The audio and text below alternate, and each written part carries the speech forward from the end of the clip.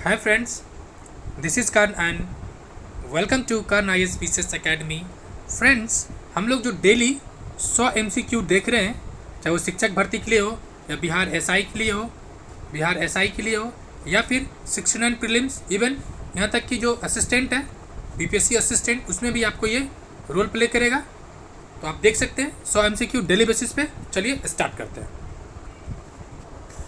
Question number 51 है, 1 से 50 तक ये मैथ्स है, जिसका पीडीएफ विथ मैथ सॉल्यूशन जो बुक में दिया गया है वो शामिल कर दिया गया, टेलीग्राम ग्रुप में शेयर कर दिया गया है, जिसका आप लिंक टेलीग्राम ग्रुप में जाके देख सकते हैं। ठीक है, तो क्वेश्चन 51 से स्टार्ट करते हैं। क्या कह रहा है, निम्न में से किन पौधों की जड़ों में नाइट्रोजन वाले बैक्टीरिया ग्रंथियाँ नहीं होती है? तो किसमें नहीं होता है? तो तुलसी में नहीं होता, यानी मटर के पौधा, बगीचे वाले मटर गार्डन जो टी गार्डन है, और मूंगफली, इस सब में क्या होता है? तो नाइट्रोजन फिक्सेशन के लिए बैक्टीरिया होता है, लेकिन तुलसी में नहीं होता है। ठीक है, और लेकिन तुलसी में एक और इम्पॉर्टेंट है, कार्बन मोनोऑक्साइड को एब्जॉर्ब करने की क्षमता होता है, इसलिए घर में लगाना इसको शुद्ध भी माना जाता है। और सवाल एक नाइट्रोजन होता क्या है? एक रंगहीन गंधहीन क्या है? एक नाइट्रोजन मतलब रंगहीन गंधहीन स्वादहीन गैस है। ठीक है, और आइसक्रीम बनाने में नाइट्रोजन का उपयोग किया जाता है। जी हाँ, यानी आप अगर आइसक्रीम खा रहे हैं, ठीक है, तो आप नाइट्रोजन को खा रहे हैं। नेक्स्ट, निम्नलिखित में से किसको बीजपत्री कहते हैं? तो बीजपत्र किसको कहते हैं? तो ऑप्शन सी, बीज पत्ती को। किसको कहते हैं? बीज पत्ती को, यानी बीज पत्ती कहा जाता है ऐसे इसलिए क्योंकि अंकुरन की प्रक्रिया के दौरान बीज की पत्ती के रूप में कार्य करता है। बीज जो है, जब अंकुरन होता है, बीज जो है वो पत्ती के रूप में कार्य करता है, ऊपर जो कवर होता है ना, वही बात कहना चाह रहा है। नेक्स्ट, पौधों के ऊपरी भाग को वाष्प के रूप में जल की छति को कहते हैं। यानी क्या कह रहे हैं? पौधे के ऊपरी भाग के वाष्प के रूप में जल की छति को क्या कहते हैं? यानी वो कौन सी प्रक्रिया है? जो प्रक्रिया है वाष्प उत्सर्जन। ये क्वेश्चन 66 बीपीएससी में नहीं 66 के जो फर्स्ट टाइम हुआ था उसमें ये पूछा गया था। ठीक है, यानी ट्रांसपिरेशन भी कहते हैं इसको इंग्लिश में। एक स्वेद एवं ऐसी प्रक्रिया है जिसमें पौधे हवाई मार्गों से वाष्प को, जो उसका जो सोमेटा होता है, उसको रंध्र कहते हैं, उसके द्वारा क्या करता है? पानी को निकालता है। नेक्स्ट, गांव में ये देखना साधारण है कि महिलाएं अनाज में से भूसी कैसे निकालती है। इस विधि को क्या कहते हैं? अनाज से जो भूसी निकाला जाता है उसको क्या कहते हैं? क्वेश्चन थोड़ा ट्विस्ट करने की कोशिश किया गया है। क्या कहते हैं? फटकना। हिंदी में तो फटकना आप लोग कॉमन समझ जाएगा, लेकिन ये टर्म बहुत कम मिलेगा आपको। मिलेगा कौन? निष्पादन। क्या मिलेगा? निष्पादन, यानी ऑप्शन सी। नेक्स्ट, जीवों में संबंध, जबकि एक जीव को सहचर्य से लाभ होता है और दूसरे को हानि, क्या कहा जाता है? यानी जो जीव का जो संबंध होता है, 5 संबंध होता है, एगो का हानि एगो का लाभ होता है, उसको क्या कहा जाता है? उसको कहा जाता है परजीविता। नहीं कहता है कब तक परजीवी बनकर रहेगा, अपना भी कुछ कमाया करो, यानी कब तक बाप के रुपये पर पालन पोषण होगा, अपना भी कुछ कमाया कि जिसी को कहते हैं परजीविता। यानी क्या इसको इंग्लिश में कहते हैं डिजीज नहीं, animals which depend upon the food and shelters for others. इसमें से सहजीवी कौन होता है? सहजीवी होता है जो एक दूसरे को सपोर्ट करता है, यानी सह और जीवता। यानी सहजीवता क्या होता है? जो एक दूसरे को पोषण और आश्रय साझा करता है। ठीक है, जैसे कवक पेड़ों की जड़ों में रहता है। ठीक है, उदाहरण के तौर पर कुछ कवक पेड़ों की जड़ में रहता है। ठीक है, लाइकेन और सजीवता के बेहतर उदाहरण देख सकते हैं। नेक्स्ट, विशेष क्षेत्रीय प्रजातियां है। कौन सा विशेष क्षेत्र में प्रजाति होता है? ऑप्शन डी, यानी कहता है, पहले ये कहते किसको है? तो एक ऐसे क्षेत्र में पाए जाने वाले जीव, ठीक है, जो किसी विशेष क्षेत्र में ही रह सकता है। उदाहरण के तौर पे आप देख सकते हैं, जैसे कि जो भालू होता है जो आइस पे रहता है। ठीक है, यानी पोलर बियर, इस तरह से पोलर बियर तो उसी क्षेत्र में रह सकता है। या फिर जैसे एशियाई शेर जो केवल और केवल भारत में ही मिलता है, इस तरह से मतलब एशिया गुजरात के गिर क्षेत्र में मिलता है, या फिर अभी उसके अगर एशियाई शेर की वर्तमान अगर गणना 2015 गणना के अनुसार बात की जाए तो इसकी संख्या एशियाई शेरों कितना है 674। ठीक है, नेक्स्ट, निम्नलिखित में से कौन वन उन्मूलन के परिणाम, यानी वन का जब उन्मूलन होगा उसका कौन सा परिणाम होगा, तो दुष्परिणाम ही होगा। तो देखते हैं ऑप्शन के अनुसार कौन सा होगा। तो पहला, वायुमंडल तापमान में वृद्धि होगा, जी हाँ वृद्धि होगा, पहला वृद्धि होगा, यानी ऑप्शन ए सही होगा, तो ऑप्शन बी खत्म हो जाएगा। दूसरा, वायुमंडल में CO2 का स्तर में वृद्धि होगा, सिंपल सी बात है कि तापमान वृद्धि होगा तो CO2 वृद्धि होगी, 2 होना चाहिए, तो किस में ऑप्शन 2 नहीं है, यानी ऑप्शन 2 सभी में है। नेक्स्ट, भौम जलस्तर में वृद्धि, जी नहीं, जलस्तर में वृद्धि नहीं होगा, यानी ऑप्शन 3 नहीं होगा। अगर ऑप्शन 3 को एलिमिनेट कीजिएगा, ऑप्शन ए एलिमिनेट हो जाएगा, ऑप्शन डी एलिमिनेट हो जाएगा, यानी ऑप्शन सी होगा। यानी सिर्फ अगर ऑप्शन आपको सी भी पता होता इसका आंसर फाइंड कर लेते, यानी आपको हमेशा एलिमिनेशन ट्रिक पे फोकस करना। हालांकि इस बार यूपीएससी ने एलिमिनेशन ट्रिक को उड़ा दिया, मतलब एलिमिनेशन ट्रिक को ही एलिमिनेट कर दिया था। नेक्स्ट, वसा उत्तक मानव शरीर में पाए जाने वाले किस प्रकार के उत्तक है, यानी किस प्रकार का वो टिश्यू है, तो ऑप्शन डी कनेक्टिव टिश्यू है, यानी क्या है, कनेक्टिव टिश्यू, यानी कनेक्ट करता है, जैसे कि फैट्स है एक दूसरे को क्या करता है, जैसे स्किन है बॉडी का कनेक्टिव इशू है, उसके अलावा ब्लड, ठीक है, ब्लड भी क्या है, कनेक्टिंग इशू है, पूरे बॉडी को कनेक्ट करके रखता है। Next, question number 59। फ्रेंड्स, इसका अगर PDF आपको चाहिए तो आप टेलीग्राम ग्रुप का नाइस पीसेस सर्च करके ज्वाइन कर सकते हैं, साथ साथ उसमें 1 से 50 तक मैथ का भी सॉल्यूशन दिया गया है। उसके अलावा NCERT सार संग्रह भी डेली बेसिस पे कराया जा रहा है, अभी राष्ट्रीय आंदोलन चल रहा है, आप देख सकते हैं। निम्नलिखित में से कौन सा युग्म ऊर्जा की इकाई दर्शाता है, यानी कौन सा है, तो कैलोरी और जूल दोनों ऊर्जा के इकाई के रूप में दर्शाता है। जूल तो इसमें भी है लेकिन इलेक्ट्रॉन वोल्ट ऊर्जा से संबंधित नहीं है। उसके बाद पास्कल प्रेशर के लिए, एम्पियर करंट के लिए, तो मतलब ऑप्शन के अनुसार कैलोरी और जूल। नेक्स्ट, निम्नलिखित में कौन सा एक विषाणु जनित रोग का उदाहरण नहीं है, कौन सा नहीं है, तो कौन सा नहीं है, ऑप्शन डी प्लेग। प्लेग किससे होता है, तो प्लेग एक विषाणु जनित रोग का उदाहरण नहीं है, चूंकि प्लेग होता है बैक्टीरिया से, जीवाणु से, ठीक है। उसके बाद एड्स वायरस से होता है। इबोला, इबोला क्या है, इबोला एक जो रोग है, इसको इबोला जो इबोला नदी था उसके नाम पर इसका नामकरण किया गया था और 2 साल पहले न्यूज में काफ़ी था। क्वेश्चन नंबर 61, निम्नलिखित में से किस कीट में ल्यूसीफेरिन नामक वर्णक होता है, तो लूसीफेरिन नामक वर्णक किस में होता है, ऑप्शन सी जुगनू में, जो चमकते रहता है, चूँकि जुगनू कीट है और ये चमकता प्रकाश उत्पन्न करता है और रात्रि में आंखों में टेपीडम लूसीफेरिन नामक वर्णक पाया जाता है, जो प्रकाश को चमकने में मदद करता है, option C. Next, question number 62, मानव शरीर की त्वचा की वायु परत के लिए निम्नलिखित में से किस शब्द का उपयोग किया जाता है, यानी क्वेश्चन क्या कह रहा है कि मानव शरीर की त्वचा की वायु परत, यानी जो एक्सटर्नल पार्ट है, यानी सबसे ऊपरी पार्ट है, के लिए निम्नलिखित में से किस शब्द का उपयोग या प्रयोग किया जाता है, उपयोग किसके लिए किया जाता है, तो ऑप्शन सी एपिडर्मिक, एपिडर्मिस इसको उपयोग किया जाता है।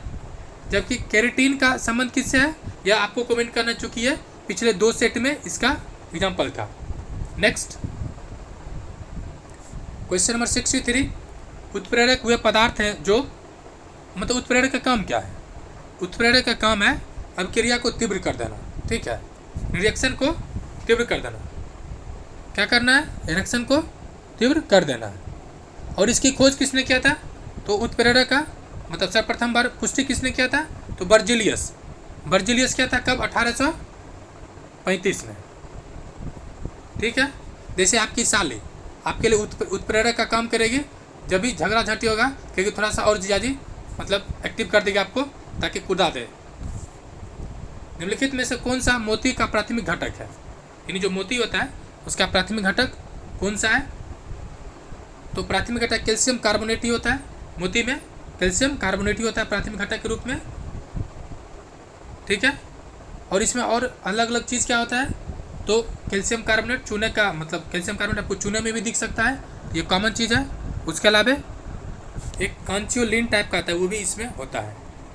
क्वेश्चन नंबर 65, निम्नलिखित में से कौन सा जंतु अपनी त्वचा द्वारा शोषण करता है? त्वचा द्वारा कौन शोषण करता है? मेढक, इसीलिए इसको क्या कहते हैं? उभयचर प्राणी, मतलब जल, थल और बाहर में भी ये रह सकता है, ठीक है। और ये उभयचर जो है वो किस जीवों का उदय हुआ है?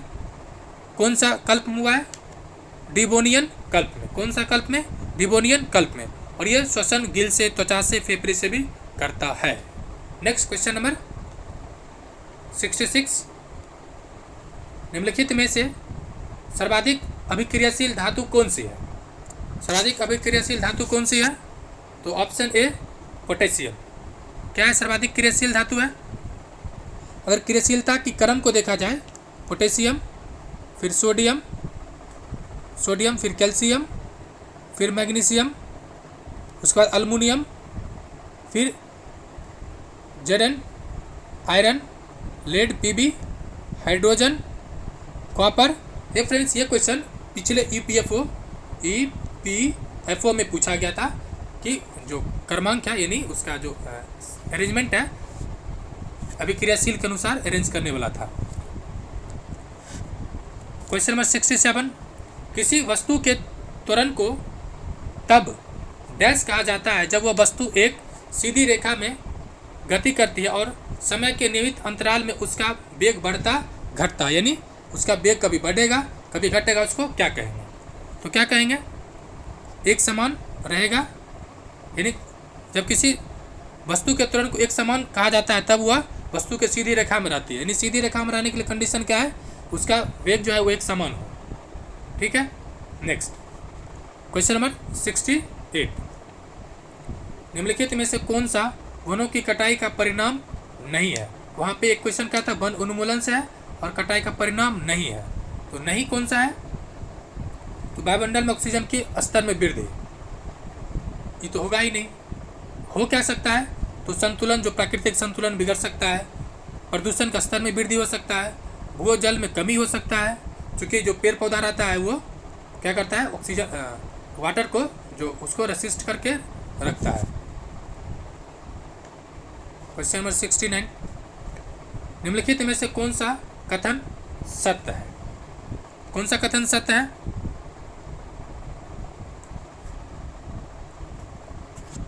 तो ऑप्शन सी, क्षार जो है स्वाद में कड़वा होता है। जी नहीं, कड़वा स्वाद किसका होता है? एसिड का होता है।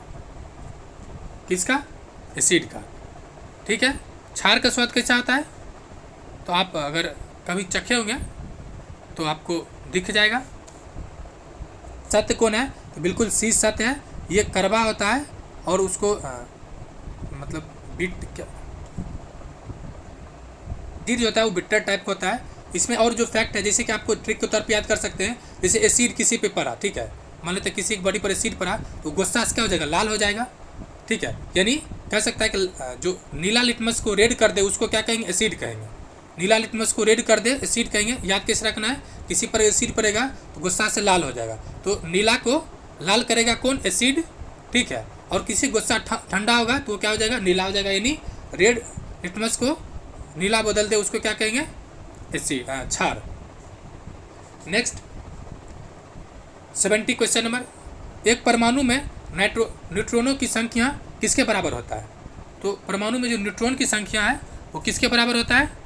तो ऑप्शन बी, द्रव्यमान संख्या माइनस परमाणु की संख्या। एक्चुअली ये फॉर्मूला होता है, तो आप देख सकते हैं क्या फॉर्मूला होता है। द्रव्यमान संख्या क्या होता है? तो द्रव्यमान जो संख्या होता है, यहाँ पर द्रव्यमान संख्या क्या होता है कि एटॉमिक नंबर प्लस मास, ये atomic number plus proton proton या न्यूट्रॉन। लेकिन चूंकि प्रोटॉन को कंसीडर नहीं करते हैं इसलिए ये क्या आ जाएगा आपको? परमाणु की संख्या और न्यूट्रॉन की संख्या, ठीक है। और जो ये होता है मान ली एटम है, इसके बीच में जो होता है प्रोटॉन और न्यूट्रॉन, इसको संयुक्त रूप से न्यूक्लियन भी कहते हैं। इलेक्ट्रॉन तो बाहर मूव भी करते रहता है, इसलिए उसको आवारा कण भी कहते हैं। ये क्वेश्चन बीपीएससी में 65, 64 और 66 बैक टू बैक 3 बार पूछा गया था, सेम क्वेश्चन। प्रतिरोध की एसआई इकाई क्या होता है? प्रतिरोध यानी रेसिस्टेंट, क्वेश्चन नंबर 71। इसका क्या होता है एसआई मात्रक? ओम। ऑप्शन बी, इसका पहचान किसे होता है? चिन्ह इस तरह से ओम होता है। Next question number 72। एक तरल यदि जल के द्वारा गैस जल वाष्प में परिवर्तन करने वाली प्रक्रिया को कहा जाता है? क्या कह रहा है? यानी एक तरल द्वारा गैस में परिवर्तित होने वाली प्रक्रिया को क्या कहा जाता है? तो ऑप्शन बी होगा क्या? वाष्पीकरण। ऑप्शन बी क्या होगा? वाष्पीकरण। Next question number 73। निम्नलिखित में से कौन सा एक बॉर्डरलाइन तत्व नहीं है? यानी बॉर्डरलाइन तत्व नहीं है, कौन सा नहीं है? बिस्मथ नहीं है, ऑप्शन सी बिस्मथ नहीं है। ठीक है, बाकी जो बचा कौन?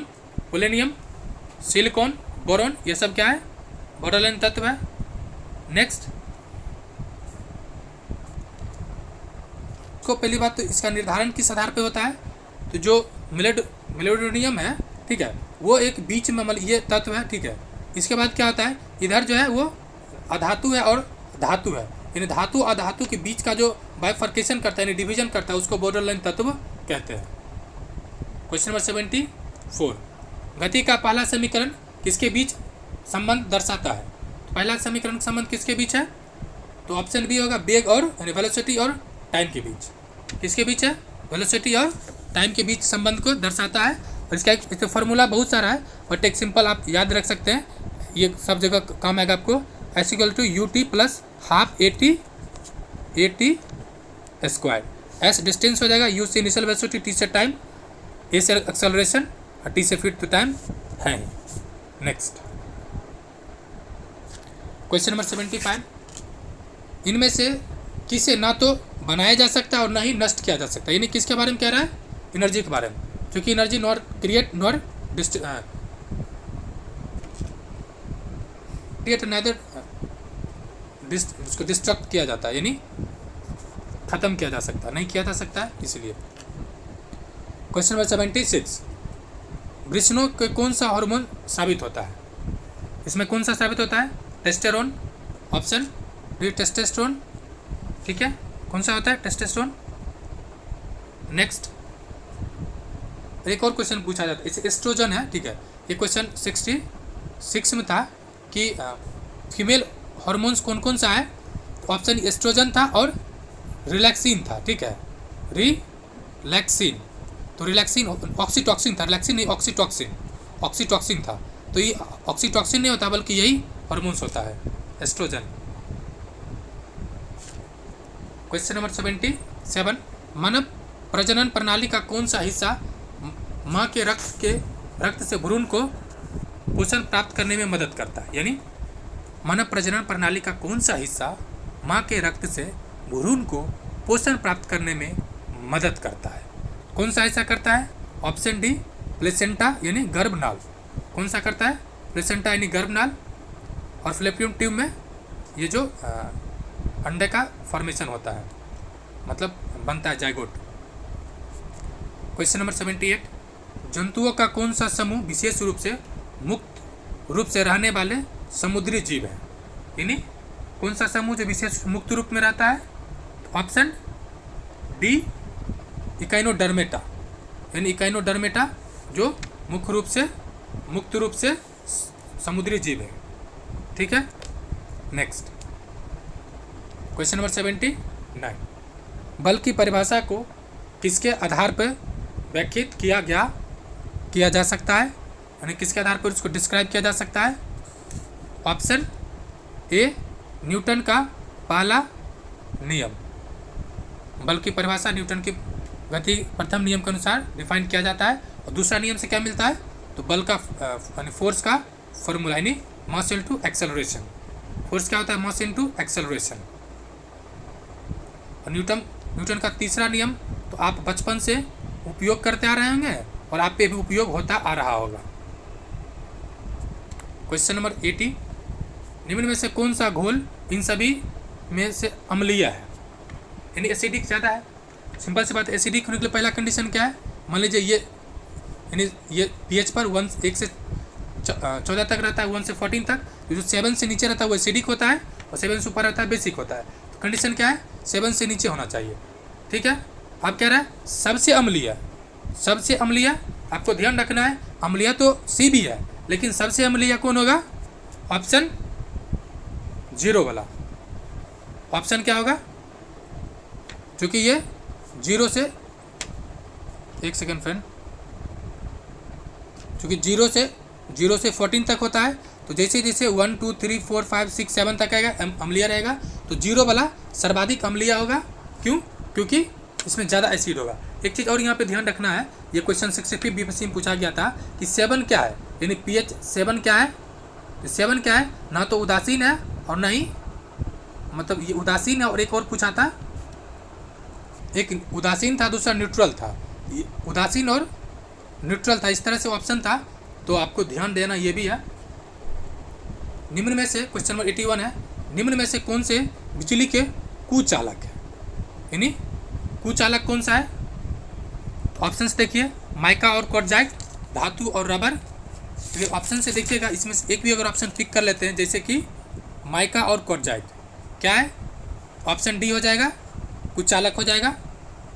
ऑप्शन डी क्या होगा, कुचालक, यानी माइका और क्वार्ट्जाइट। बाकी क्या है, धातु है तो चालक है ही, इसमें भी धातु है, कुचालक ऑप्शन के अनुसार क्या हो जाएगा, ऑप्शन डी, यानी ऑप्शन केवल ए सही होगा। क्वेश्चन नंबर 82, स्वस्थ की उत्तरजीविता, स्वस्थम की उत्तरजीविता यानी सर्वाइवल ऑफ फिटेस्ट उक्ति के रचयिता कौन है, यानी सर्वाइवल ऑफ फिटेस्ट के रचयिता या उक्ति के रचयिता कौन है। जो रचयिता है वो है Herbert Spencer, Herbert Spencer, option D. Next question number 83, किस कोशिका ऑर्गेनल को कोशिका का मास्टर कहा जाता है, यानी किसको मास्टर कहा जाता है। ऑप्शन डी, नाभिक को। किसको कहा जाता है, नाभिक को। क्यों, अब इसकी खोज किसने किया था, तो रॉबर्ट ब्राउन ने, कब, 1831 में, 1831 में इसकी खोज किया गया था रॉबर्ट ब्राउन के द्वारा। नेक्स्ट क्वेश्चन नंबर 84, निम्नलिखित में से कौन सा सही या गलत है। अब देखिए, गलत भी या सही पूछ रहा है, तो देखिए पहले ऑप्शन के अनुसार चलते हैं, स्टेटमेंट को पढ़ते हैं। क्या कह रहा है, एक आवर्त सारणी में बाएं से दाएं, यानी आवर्त सारणी मान लीजिए ये है, इधर बाएं से दाएं जाने पर चलते समय तत्व की रासायनिक प्रक्रिया पहले घट जाता है फिर बढ़ जाता है। ये तो सही है, ये सही है। आवर्तिक तालिका के समूह के नीचे जाने पर गैर धातु की रासायनिक अभिक्रिया प्रतिक्रिया बढ़ जाती है। जी नहीं, ये गलत है, बढ़ नहीं बल्कि घट जाता है। तो ऑप्शन ए हो जाएगा, ए सही है लेकिन बी गलत है। नेक्स्ट क्वेश्चन नंबर 85, असंतृप्त यौगिक के दहन के दौरान डैश देखी जाती है। जब असंतृप्त होगा तो क्या देखा जाएगा, पीला लौ जो जलता है, वो लौ जो जलता है वो किस तरह से होगा, पीला होगा। ठीक है, कैसा होगा, पीला होगा। नेक्स्ट क्वेश्चन नंबर 86, क्या कर रहा है, निम्नलिखित में से कौन सा बायोगैस ऊर्जा का स्रोत नहीं है।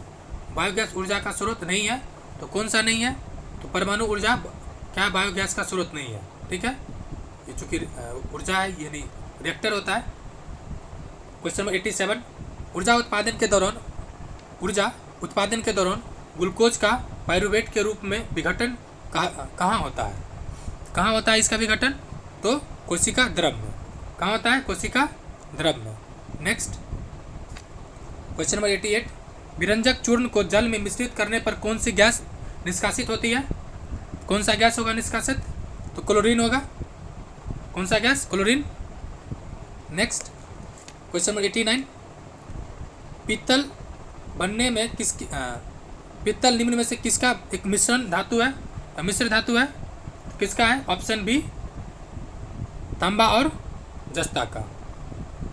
पित्तल आप याद कर सकते हैं, पिता जी, प से पित्तल, तो से तांबा, जौ से जस्ता, यानी पिताजी के ट्रिक से आप याद कर सकते हैं। सॉरी, ऑप्शन बी है पित्तल और जस्ता। ठीक है, नेक्स्ट क्वेश्चन नंबर 90। स्थितिज ऊर्जा और गतिज ऊर्जा के योग को किस नाम से जाना जाता है? तो किस नाम से जाना जाता है? तो मैकेनिकल यानी यांत्रिक ऊर्जा। Option D 91। विश्व बौद्धिक संपदा दिवस कब मनाया जाता है?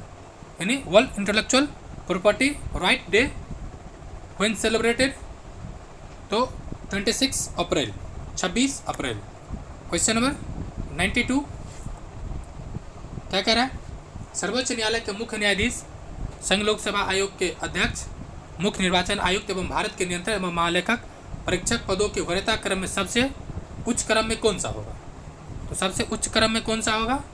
तो सर्वोच्च न्यायालय के मुख्य न्यायाधीश। और ये क्वेश्चन लेटेस्ट जो एसआई मेंस हुआ था उसमें, मतलब पिछले जो एसआई मेंस उसमें पूछा गया था वरीयता क्रम वाला, जो कि इसमें संशोधन किया गया है, इसलिए क्वेश्चन इंपॉर्टेंट बन जा रहा है।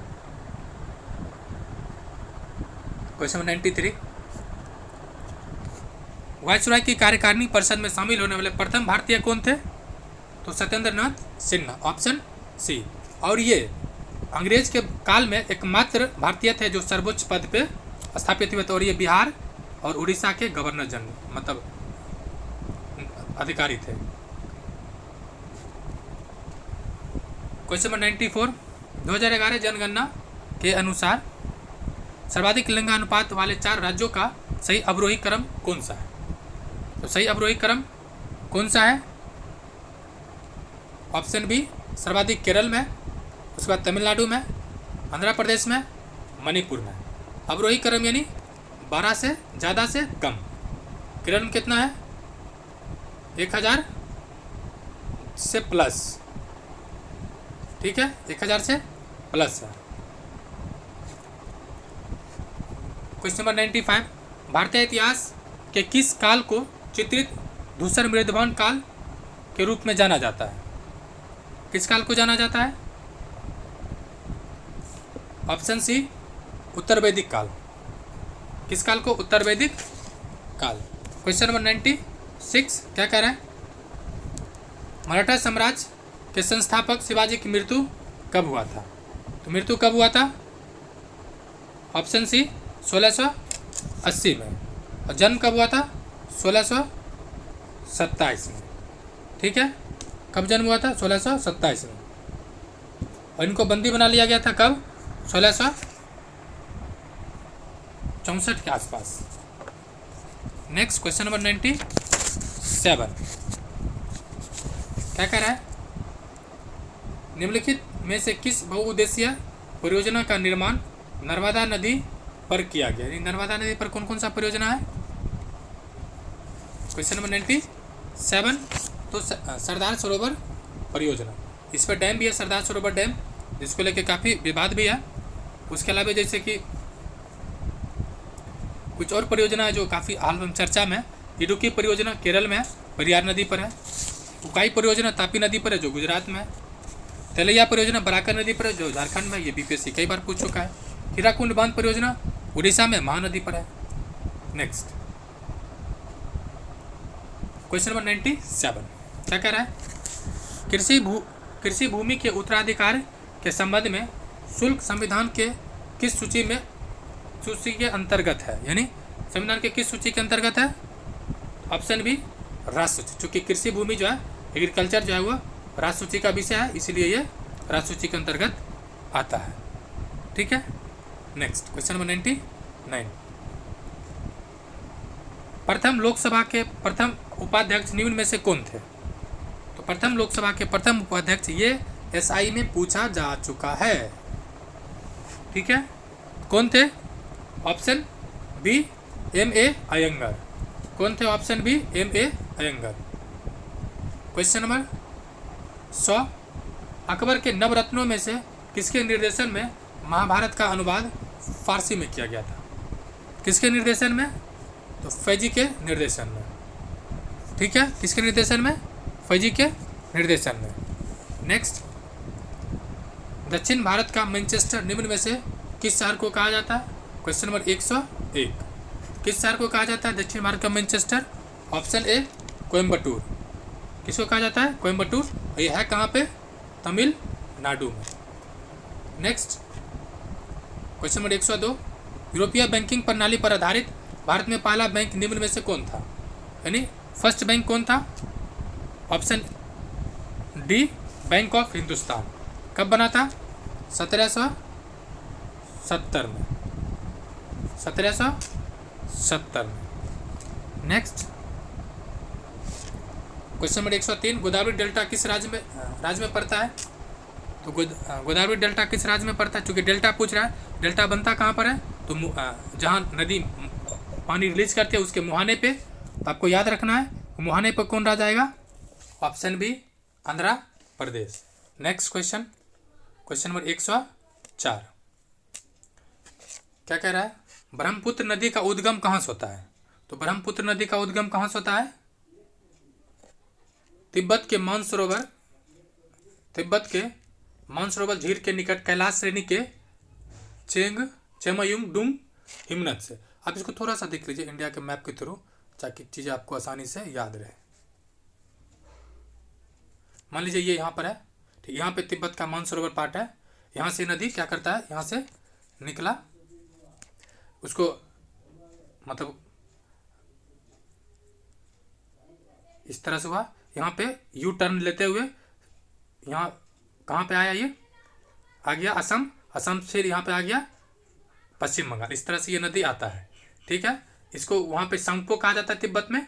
फिर जब असम ये भारत में प्रवेश करती है यू टर्न लेके, तब इसको कहा जाता है। और यहाँ पे फिर गंगा नदी आती है। जब गंगा नदी प्रवेश करती है कहाँ पे? बांग्लादेश में। तो प्रवेश मतलब पौ से प्रवेश और पौ से पद्मा कहा जाता है। और जब ये तिब्बत नदी यानी ब्रह्मपुत्र नदी और गंगा दोनों मिलती है तो इसको मेघना कहा जाता है। और मेघना के रूप में ये अपना नदी क्या करता है? जल विसर्जित करता है। किसमें?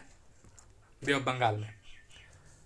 क्वेश्चन 105, भुक्ति, भोग, विषय, विधि और मंडल डैश से संबंधित थे। इसका संबंध किससे था? तो ऑप्शन ए गुप्त काल में किए गए प्रशासनिक विभाजन से।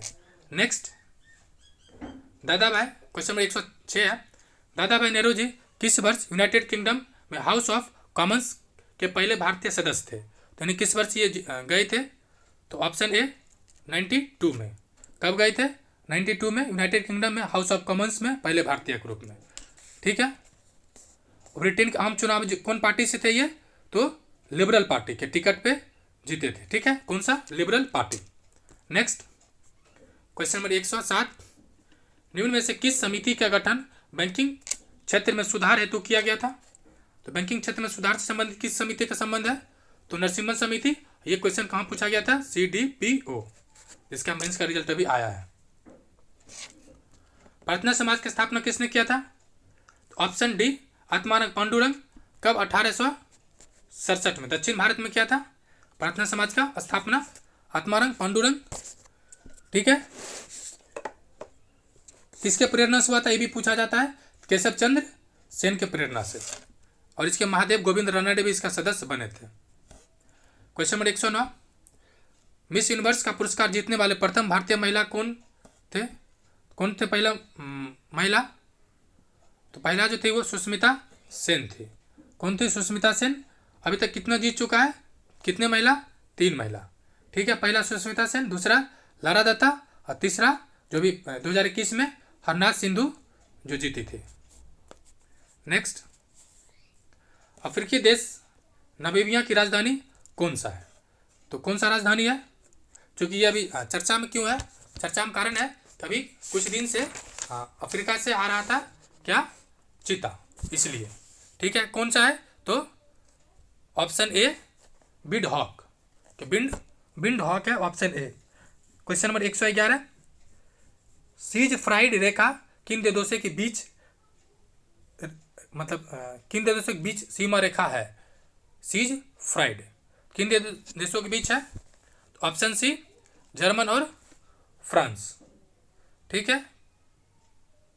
नेक्स्ट, एक क्वेश्चन और पूछा जाता है कि 38 डिग्री रेखा का संबंध किस किस देश से है? तो 38 डिग्री का संबंध जो है वो उत्तर कोरिया और दक्षिण कोरिया से। नेक्स्ट क्वेश्चन नंबर 112, दिल्ली सल्तनत के किस शासक ने सर्वप्रथम दिल्ली को राजधानी बनाया था? कौन बनाया था? Iltutmish. Next question number 113, IDBI की स्थापना किस वर्ष हुआ था? IDBI का स्थापना हुआ है 1964 में। कब हुआ था? 1964 में। और RBI के एक सहायक संस्था के रूप में कब से कार्य करने लगा? 1976 से। वही नाबार्ड की बात की जाए तो 1982 में हुआ, जो BPSC ने कई बार पूछा है। भारतीय क्वेश्चन नंबर 114, राष्ट्रीय विकास परिषद का गठन कब किया गया? तो राष्ट्रीय विकास परिषद का गठन जो हुआ था 1952 में। कब हुआ था? 1952 में। और योजना आयोग का 15 मार्च 1950। ठीक है। और पंचवर्षीय योजना की शुरुआत कब हुआ? 1951 से, 1 अप्रैल 1951 से। नेक्स्ट क्या है? मालबारी भू राजस्व व्यवस्था में राज्य राजस्व का निर्धारण इकाई निम्न में से क्या था? यानी मालबारी में, ये तो मतलब BPSC का पेटेंट क्वेश्चन है। तो ऑप्शन बी था, गांव था। एक गांव को महाल को दिया जाता था और वहां से टैक्स वसूला मतलब लिया जाता था। नेक्स्ट, WTO का मुख्यालय कहाँ है? तो WTO का मुख्यालय कहाँ है? Geneva, option D. और ये क्वेश्चन पूछा भी गया था CDPO में किसका गठन कब हुआ था? तो 1995 में। लेकिन ऑप्शन देगा आपको सबसे पहले 1947। क्यों? क्योंकि उरुग्वे दौर की वार्ता 1947 से शुरू हुआ था, इसीलिए। तो आपको ध्यान रखना है 1995 में इसका गठन हुआ है। नेक्स्ट क्या है? क्वेश्चन नंबर 117, माई प्रेसिडेंशियल ईयर्स। ये पुस्तक के लेखक कौन है? इसका जो लेखक है R. Venkataraman. Next question number 118, jute के उत्पादन में बिहार का कौन सा जिला अग्रणी है? तो जिला अग्रणी कौन सा है? पूर्णिया। और राज्य में बिहार का स्थान दूसरा है। ठीक है, पहला पर है West Bengal. Next question number 119, 2011 जनगणना की रिपोर्ट के अनुसार किस राज्य में साक्षरता दर सबसे कम है? किस राज्य का साक्षरता दर सबसे कम है? तो कुछ नहीं, अपन बिहार है। लेकिन एक बात ध्यान रखना है, पुरुषों ओवरऑल में कम है, लेकिन महिला के मामले में ये दूसरा स्थान पर है। महिला में सबसे टॉप बॉटम पर कौन है? Rajasthan. Next question number 120, Bihar में किस स्थान पर भारतीय राष्ट्रीय कांग्रेस का 1922 का अधिवेशन हुआ था? तो गया में। कब हुआ था 1922 का अधिवेशन? गया में। ठीक है। और ऐसे बिहार में 3 अधिवेशन हुआ है। ठीक है, एक पटना में 1912 में, पटना में रहता है कभी कभी ऑप्शन, कभी कभी आपको मिल जाएगा बांकीपुर। तो आपको ये भी ध्यान रखना है कि बांकीपुर पूछ रहा है या पटना पूछ रहा है। ठीक है। और एक और हुआ था कहाँ? रामगढ़, जो कि उस समय किसका पार्ट था? बिहार का, तत्कालीन बिहार का पार्ट था। नेक्स्ट, और इसका अध्यक्षता किसने किया था? तो R.C. मधोलकर ने। कौन वाला का? 1912 वाला का, 1922 वाला का? चित्तरंजन दास। नेक्स्ट, राजकुमार शुक्ला किस गांव के निवासी थे? तो मुरली भरवा गांव, ऑप्शन ए। उनका संबंध किससे था? चंपारण आंदोलन और 1916 में इन्होंने गांधी जी को निमंत्रण भेजा था, मतलब गए थे अधिवेशन में और निमंत्रण भी दिए थे कि बिहार आइए। Next question number 122, Mahmud Ghaznavi के साथ भारत आने वाले प्रसिद्ध इतिहासकार कौन थे? जो प्रसिद्ध इतिहासकार थे वो थे ऑप्शन बी, अल ब्रूनी। कौन था? Al Biruni. ठीक है। और इसका जो फेमस पुस्तक है किताबुल हिंद। नेक्स्ट क्वेश्चन नंबर 123, INA बचाव समिति में शामिल वकील थे। ये शामिल वकील कौन थे? तो ऑप्शन सी, भोलाभाई देसाई, तेज बहादुर सप्रू, पंडित नेहरू, काटजू भी थे। अब देखिए इसमें से एक सवाल और आता है, इसका अध्यक्षता किसने किए थे? भोलाभाई देसाई ने। ये लाल किला में हुआ था बैठक। क्वेश्चन नंबर 124 क्या कह रहा है? ब्रिटिश सरकार ने पहली बार यह घोषणा की उनकी मंशा भारत में धीरे धीरे एक उत्तरदायी सरकार बनाने की है। ये घोषणा कब किया था? ऑप्शन सी, अगस्त घोषणा, 1 अगस्त 1917 में। एक्चुअली ये घोषणा है इसको मॉन्टेग चेम्सफोर्ड सुधार भी कहते हैं। ठीक है, ये आया क्यों था? तो 1916 में जो एनी बेसेंट के द्वारा होम रूल आंदोलन चलाया गया था, उसके प्रतिक्रिया स्वरूप ये लाया था, और इसी को आधार बना के 1919 में भारत शासन अधिनियम भी आया। क्वेश्चन नंबर 125, मानसरोवर झील कहाँ स्थित है? तो अभी जस्ट ऊपर आपने पढ़ा था, कहाँ स्थित है? तिब्बत में, जहाँ से नदी निकलती है, ब्रह्मपुत्र नदी, सतलज नदी और सिंधु नदी, 3 नदी। क्वेश्चन नंबर 126, विश्व में सबसे बड़ा मैंग्रोव फॉरेस्ट यानी ग्रांड फॉरेस्ट निम्न में से कौन सा है? मैंग्रोव फॉरेस्ट सबसे ज़्यादा कहाँ पर है? तो ऑप्शन सी सुंदरबन में, सुंदरबन यानी पश्चिम बंगाल में। नेक्स्ट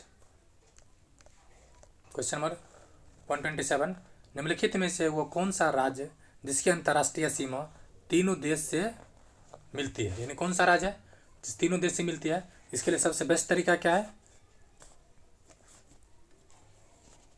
आप अगर मैप से देखिएगा तो आपको पता चल जाएगा। ये देखिए अरुणाचल प्रदेश है, कलर चेंज कर देते हैं, ये अरुणाचल प्रदेश है एक हुआ, दूसरा ये सिक्किम, सिक्किम, और तीसरा ये है पश्चिम बंगाल, ये मान लीजिए पश्चिम बंगाल, ये है बांग्लादेश, बांग्लादेश। यानी आप देखिए ऑप्शन के अनुसार तो अरुणाचल प्रदेश का सीमा चीन से लगता है, बिल्कुल सही है। सिक्किम सीमा लगता है नेपाल से भी, चीन से भी, ठीक है, ये हो गया। उसका पश्चिम बंगाल सीमा लगता है बांग्लादेश से, यानी उपरोक्त सभी, यानी तीनों का सीमा जो अंतर्राष्ट्रीय सीमा से लगता है। नेक्स्ट संसदीय क्वेश्चन नंबर 128, संसदीय प्रकार की सरकार को की एक विशेष जो प्रमुख विशेषता क्या है? संसदीय प्रकार की सरकार क्या विशेषता है? तो संसद के प्रति सामूहिक उत्तरदायित्व, यानी ऑप्शन डी क्या है? संसद के प्रति मंत्रिपरिषद का विशेष उत्तरदायित्व। देखिए मंत्रिपरिषद होता है लोअर हाउस के प्रति उत्तरदायित्व, अगर अलग अलग कर पूछेगा तो, और जो सांसद होता है सांसद, ठीक है, ये होता है प्रेसिडेंट के प्रति उत्तरदायित्व। ठीक है, ऑप्शन क्या होगा? D. Question number 129, Mohammad Ghori ने जयचंद को किस युद्ध में पराजित किया था? कौन किया? गौरी ने जयचंद को किस युद्ध में पराजित किया था? तो ऑप्शन सी चंदावर की युद्ध, जो 1194 में हुआ था। ठीक है। नेक्स्ट, शिवाजी का राजधानी कहाँ था? शिवाजी अपना राजधानी को कहाँ बनाए थे? शिवाजी बनाए थे रायगढ़ को अपना राजधानी। ठीक है। इनका राज्याभिषेक कब हुआ था? 1674 में और मृत्यु 1680 में, जन्म 1627। क्वेश्चन नंबर 131, विश्व स्वास्थ्य संगठन का मुख्यालय निम्नलिखित में से किस देश में है? यानी वर्ल्ड हेल्थ ऑर्गेनाइजेशन का हेडक्वार्टर किस देश में है? तो स्विट्जरलैंड में। एक सवाल आपके मन में आता होगा या नहीं आया तो फिर से उठा लीजिए, आखिर सभी ज़्यादातर स्विट्जरलैंड में मुख्यालय क्यों है? इसका कारण क्या है? स्विट्जरलैंड ने अपने आप को पूरी तरह से क्या बोला, मैं किसी भी गुट में शामिल नहीं होना चाहता। मतलब जैसे था ना कोई गुट, प्रथम विश्व युद्ध के दौरान गुट हुआ, द्वितीय विश्व युद्ध के दौरान, लेकिन स्विट्जरलैंड न किसी गुट में शामिल हुआ, इसीलिए इसका संबंध सभी देशों से अच्छा है और यहाँ मुख्यालय बनाया जाता है। क्वेश्चन नंबर 132, ग्राम सभा के संदर्भ में निम्नलिखित में से कौन सा कथन गलत है? यानी कौन सा कथन असत्य है, लेकिन आपको पढ़ना क्या है, कौन सा कथन गलत है। तो कौन सा कथन गलत है देखते हैं, पहले चारों कथन पढ़ लेते हैं। ग्राम सभा पूरे गांव के हित में निष्पक्ष रूप से काम कर सके, ग्राम सभा की ये बिल्कुल सही है, इसकी महत्वपूर्ण भूमिका होती है। ग्राम सभा पंचायत को मनमाने ढंग से काम करने से रोकती है, बिल्कुल। साथ ही पैसों का दुरुपयोग एवं कोई गलत काम न करे इसकी भी निगरानी करती है, भी सही है। पूछ क्या रहा है गलत, तो देखते हैं। ग्राम सभा चुने हुए प्रतिनिधियों पर नजर रखने और लोगों के प्रति जिम्मेदार और जवाबदेही बनने में बहुत महत्वपूर्ण भूमिका निभाती है, ये भी सही है। उपरोक्त में से सभी कथन सत्य है, गलत कोनो नहीं है। नेक्स्ट क्वेश्चन नंबर 133, क्या कर रहा है? बैंक दर का आशय क्या है? बैंक दर मतलब क्या हुआ? आप देखिए यहाँ पे बैंक मतलब जो दर आपको ध्यान रखना है, क्या जिस दर से RBI किसको ऋण देती है? कमर्शियल बैंक को। किसको? कमर्शियल बैंक को। यानी बाकी जो बैंक है जिस दर से बैंक से ब्याज लेता है RBI से, उसको बैंक दर कहते हैं। तो ऑप्शन के अनुसार देखिए, ऑप्शन के अनुसार ऑप्शन डी होगा केंद्रीय बैंकों द्वारा ली जाने वाले आधिकारिक ब्याज, यानी मतलब आपको बैंक मतलब दो, एक आरबीआई यानी बैंकों का बैंक, और आरबीआई जिस दर से सबको देती है उसको कहते हैं बैंक दर। तो रिवर्स रेपो रेट किसको कहते हैं? वापस जिससे बैंक आरबीआई लेती है। Next question number 134, French east India company की स्थापना किस साल किया गया? कंपनी की स्थापना किस साल किया गया? तो ऑप्शन ए 1664, लेकिन भारत में सबसे आखिर में कौन आता है? फ्रांस। मतलब कंपनी मतलब आखिर तक ही लड़ता है, ऐसे जाता तो पहले आता भी है, पहले जाता भी पुर्तगीज, लेकिन कंपनी के दृष्टिकोण से French India. Next question number 135, एक चीज आपने फ्रेंड्स मार्क किया है क्या? जनगणना से क्वेश्चंस बिहार के किसी भी एग्जाम में, ठीक है, बिहार के किसी भी एग्जाम में आपको कम से कम 2 क्वेश्चन तो दिखेगा ही, और मैक्सिमम 3-4 भी दिख सकता है। तो आपको जनगणना को हर हाल में पढ़ के रखना है। क्वेश्चन 135, 2011 की जनगणना के अनुसार, वर्ष 2011 की जनगणना के अनुसार बिहार में शहरी जनसंख्या का प्रतिशत क्या है? यानी शहरी जनसंख्या कितना बिहार में? 11 इसे तो 11.3 होना चाहिए था, 11.3। ऑप्शन नहीं दे रखा है, बट अब उसके अनुसार क्या होगा ये। लेकिन जो 2022 में आया है रिपोर्ट, ठीक है, उसके अनुसार क्या हो गया है? 15.3, जो क्वेश्चन 67 बीपीएससी में पूछा गया था। नेक्स्ट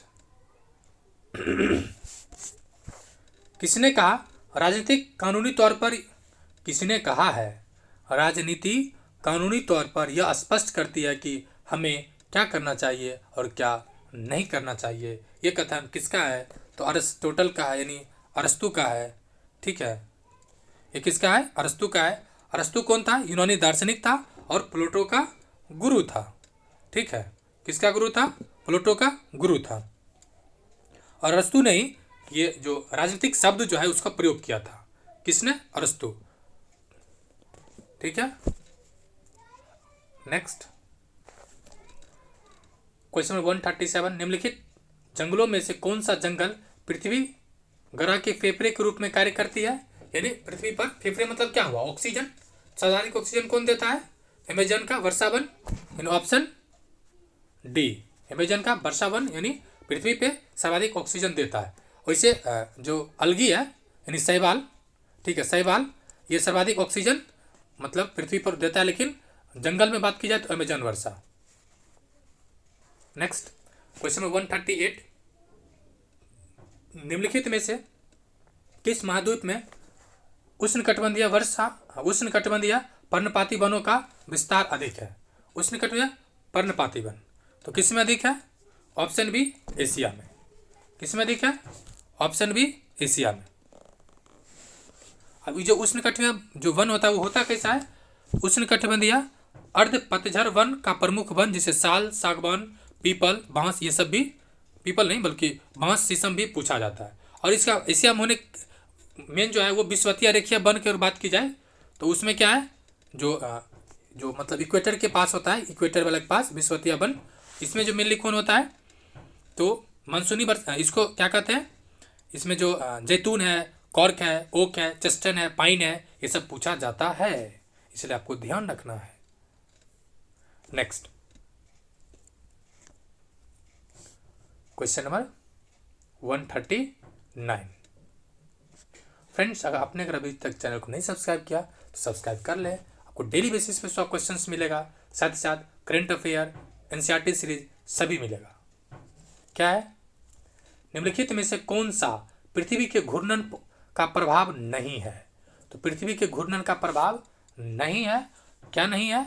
तो ऋतु का परिवर्तन होना, यानी कह सकते हैं पवनों का विक्षेपण, दिन रात का होना और कोरियोलिस बल की उत्पत्ति, ये सभी पृथ्वी के घूर्णन का प्रभाव है, ठीक है। लेकिन ऋतु परिवर्तन का प्रभाव किस पे है? तो सूर्य का चारों ओर जो पृथ्वी चक्कर लगाता है उसका कारण है। नेक्स्ट, लोएस चट्टान किस प्रकार की चट्टाने का उदाहरण है? लोएस चट्टान का संबंध किस प्रकार की चट्टान से है? तो परतदार चट्टान का। किसका पार्ट है? परतदार चट्टान का। और ये जो शब्द है लोएस, ठीक है, तो 1821 में क्या हुआ था? राइन नदी घाटी जो अफ्रीका में पर बने मिट्टी के जमाव में पहली बार ये शब्द का इस्तेमाल किया गया था? कहाँ पे? तो राइन नदी जो कहाँ पर है आपको कमेंट करना है। क्वेश्चन नंबर 141, सियाचिन ग्लेशियर पर सक्रिय रूप से तैनात होने वाली, करंट अफेयर क्या है, क्या कह रहा है, सियाचिन ग्लेशियर पर सक्रिय रूप से तैनात होने वाली पहली महिला सैन्य अधिकारी कौन है? सियाचिन मतलब शिव, शिव मतलब शिव चौहान, यानी ऑप्शन सी। आपको याद कर रखना है, सियाचिन मतलब शिव जी सियाचिन पर आते हैं और यहाँ से शिव चौहान, यानी ऑप्शन सी। क्वेश्चन नंबर 142, रक्षा अनुसंधान और विकास संगठन DRDO ने 10 जनवरी 2023 को उड़ीसा तट से किस बैलिस्टिक मिसाइल का सफल परीक्षण किया? किसका सफल परीक्षण किया? ऑप्शन डी पृथ्वी 2। ठीक है, ऑप्शन डी पृथ्वी 2 तो नहीं होगा फ्रेंड्स, हाँ पृथ्वी 2 ही है। नेक्स्ट,